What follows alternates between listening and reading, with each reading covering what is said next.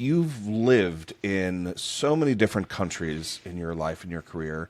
You've also lived in so many different cities within the United States.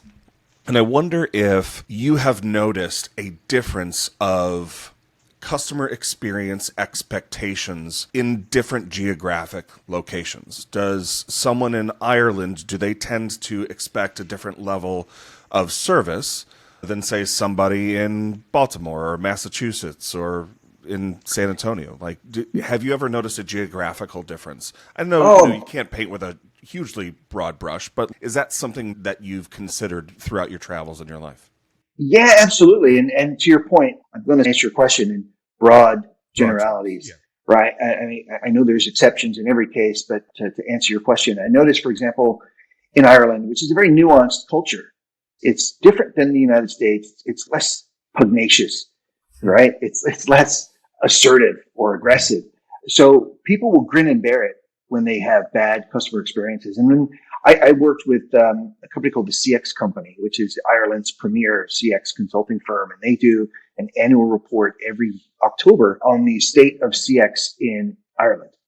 And one of the things that the report discusses year after year is that the Irish, as an example, generally don't change banks, right? They're like the boiling frog example. They will just get used to the bad service and expect bad service and get bad service, which is meeting expectations technically, right?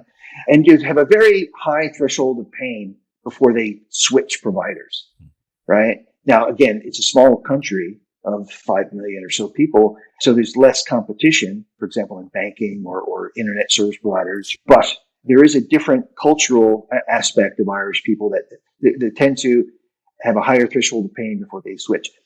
And in America, which is a huge market with enormous competition, there's at least a dozen options for me within a mile of where I live.